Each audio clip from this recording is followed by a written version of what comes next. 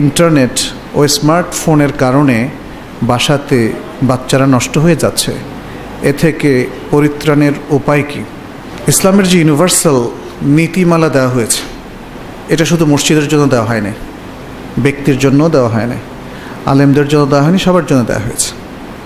অতএব আমরা একজন ব্যক্তিকে কি করে নষ্ট হওয়ার হাত থেকে বাঁচাতে পারবো, পরিবারকে এবং পরিবারের সদস্যদেরকে কিভাবে বাঁচাতে পারবো, সমাজকে, দেশকে, বিশ্বকে কিভাবে বাঁচাতে পারবো, ফুল ডেসক্রিপশনই কোরআন এবং সুন্নাহয় দেয়া আছে। এটা ঠিক যে আজকাল নানাবিধ স্কোপ বেড়েছে, এর কারণও আমাদের সামনে স্পষ্ট। সেটি হচ্ছে আসলে ব্যবসায়িক মনোবৃত্তি। ইন্টারনেট এটা বিজ্ঞানের একটা নব আবিষ্কার, যেটা পুরো গোটা পৃথিবীকেই, বরং গোটা বিশ্ব জগৎকে মোটামুটি হাতের মুঠোয় নিয়ে এসছে। এর আগ পর্যন্ত মনে হয় এত তথ্য প্রবাহ পৃথিবীতে সৃষ্টি হয়নি। স্মার্টফোন, যেটার মাধ্যমে ইন্টারনেট সহ আরও অনেক কিছু করা যায়, এগুলোর ভালো দিকও আছে, কিন্তু ব্যবসায়িক কারণে ব্যবসায়ীরা এর মন্দ দিকটাকে বেশি সম্প্রসারিত করেছে। ইন্টারনেটের মধ্যে ভালোর পাশাপাশি মন্দ ওয়েবসাইট অনেক, এবং সেগুলো এখন হাতের কাছেই। আর স্মার্টফোনের কথা যেটা প্রশ্ন এসেছে, তার বদৌলতে নেটটা আরও অ্যাভেলেবল হয়ে গেছে। আমরা এখন দেখি ছোট্ট শিশুর হাতেও স্মার্টফোন, আর বাবারা শখ করে নেটেও সংযোগ স্থাপন করে দেন। এই ছোট্ট স্মার্টফোনের মধ্যে একদিকে যেমন কোরআন সুন্নাহ রাখা যায়, ভালো ভালো বই রাখা যায়, সাথে সাথে অনেক খারাপ কিছুও শেয়ার করা যায়। একটা তো কি বলে যে অ্যাপস আছেই, শেয়ার ইট, না? শেয়ার ইটের মধ্যে সাথে সাথে সব কিছু, এছাড়াও আরও অনেকগুলো শেয়ার করার ওই মানে কি বলে যে সফটওয়্যার আছে, যেমন হোয়াটসঅ্যাপ, ভাইপার, হ্যাংআউট ইত্যাদি আরও অনেকগুলো। ছবি শেয়ার করা যায়, ভালো কিছু শেয়ার করা যায়, খারাপ কিছু শেয়ার করা যায় ইত্যাদি।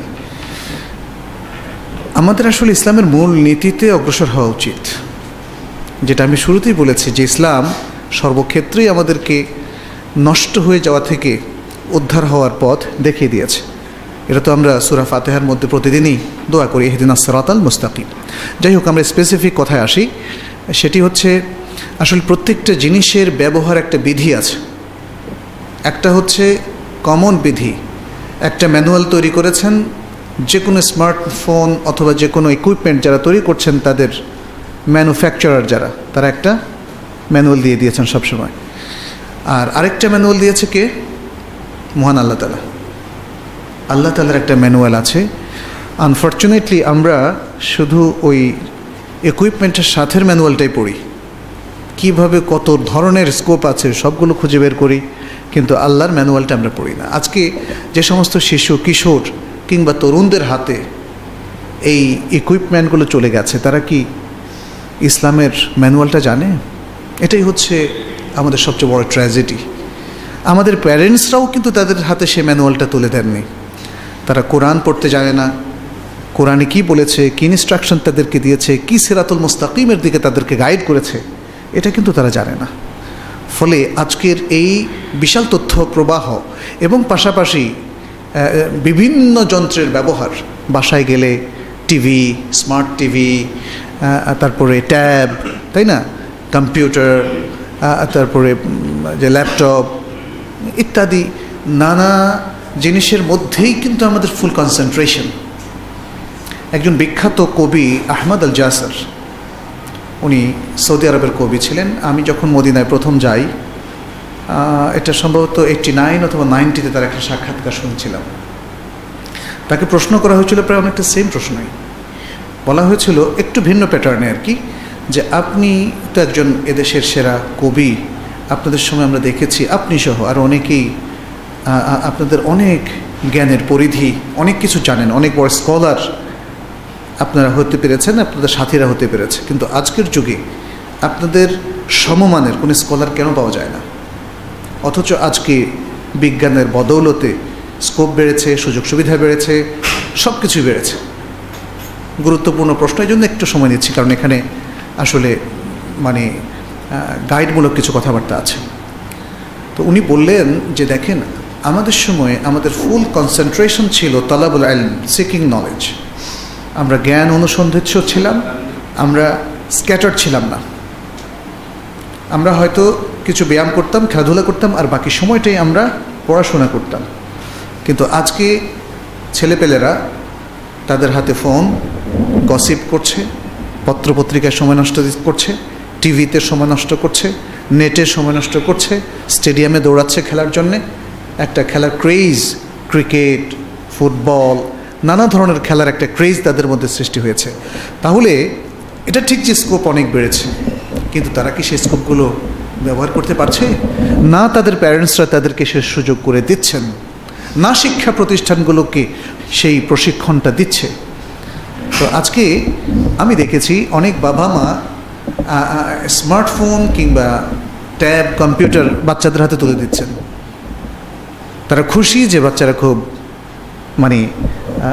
অনেক কিছু তারা শিখছে, তারা আধুনিক মডার্ন যে সায়েন্স এবং টেকনোলজি তার সাথে পরিচিত হচ্ছে। কিন্তু আপনারা যদি একটু খেয়াল করে দেখেন, আমি প্যারেন্টসদেরকে বলবো, দেখবেন যে এই বাচ্চারা কি ছবিগুলো শেয়ার করছে, কি প্রোগ্রামগুলো শেয়ার করছে, কি তারা ব্রাউজ করছে এবং কি দেখছে। নষ্ট হয়ে যাচ্ছে তার কারণ তারা যা ব্রাউজ করছে, তারা যা শিখছে, দেখছে, শেয়ার করছে, এ তো নষ্ট হয়ে যাওয়ারই কথা। এই ক্ষেত্রে যে বিষয়টা তাদেরকে নষ্ট হওয়ার হাত থেকে রক্ষা করতে পারে সেটা হচ্ছে তাদেরকে আসলে কোরআনমুখী করতে হবে। রমাদান মাসে এখন আমরা অবস্থান করছি, আমাদের সন্তানদেরকে কোরআন শেখানোর জন্য স্পেশাল ইন্টেন্সিভ কোনো প্রোগ্রাম কি এখানে আছে? আমাদের আশেপাশে আছে, দু একটা মসজিদ যদি করে, ও সব মসজিদে তো করা হচ্ছে না। আমাদের শিক্ষা প্রতিষ্ঠানগুলো এই বাচ্চাদের নৈতিক স্থানটাকে মজবুত করার জন্য কি শিক্ষা পদ্ধতি প্রণয়ন করেছে? আমাদের শিক্ষকরা কি তাদেরকে প্রফেশনাল জ্ঞান দেওয়ার পাশাপাশি নৈতিক শিক্ষাটা দিচ্ছেন, ইসলামের এই জ্ঞানটা দিচ্ছেন, কোরআন সুন্নাহর মোটিভেশনটা দিচ্ছেন না। আমাদের প্যারেন্টসরাও মহাব্যস্ত তাদের সংসার, তাদের চাকুরি, তাদের প্রফেশন ইত্যাদিতে। তাহলে এই সন্তানদের হাতে আপনি যে টেকনোলজি তুলে দিয়েছেন সেটার ব্যবহার বিধি তো তুলে দেননি, তার জন্য যে গাইডেন্স দরকার সেটা তো করেননি, তার জন্য যে মনিটরিং দরকার সেটা তো করেননি। এই জিনিসগুলো যদি আজকের প্রেক্ষাপটে খুব স্ট্রংলি করা না হয়, একদিকে পারিবারিক শিক্ষা ব্যবস্থা, অন্যদিকে ধর্মীয় ইনফর্মাল শিক্ষা ব্যবস্থা যেমন ইসলামিক সেন্টার অথবা মসজিদগুলো, আর পাশাপাশি শিক্ষা প্রতিষ্ঠানগুলো যদি তাদের দিকে নজর না দেয়, তাহলে আসলে তারা নষ্টই হয়ে যাবে, তাদেরকে রক্ষা করার কোনো পথ নাই। আমি মনে করি শুধু একটা পর্যায়ে রোল প্লে করলে হবে না, এখানে মাল্টিপল রোল প্লে করতে হবে। আসুন আমরা সেই কাজটা করি, কারণ আমাদের মধ্যে আজকে এখানে যারা উপস্থিত হয়েছেন অথবা যারা পরবর্তীতে আমাদের আলোচনা নেট থেকে শুনবেন, তাদের মধ্যে কেউ আছে প্যারেন্টস, কেউ আছে শিক্ষক, এবং কেউ আছে ধর্মীয় ব্যক্তিত্ব, মসজিদের ইমাম এবং খতিব।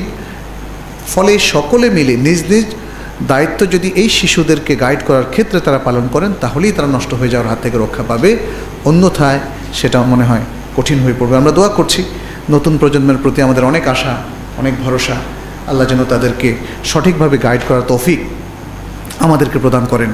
আমরা যেন প্রত্যেকেই নিজ নিজ দায়িত্ব পালন করতে পারি, তাহলেই এই বাচ্চাদের মধ্যে ইতিবাচক পরিবর্তন দেখা দেবে, তারা সুশিক্ষিত হবে এবং তারা প্রপারলি গাইডেড হবে, তারা নৈতিক শিক্ষায় সমৃদ্ধ হবে। আল্লাহ যেন কবুল করেন, আমিন।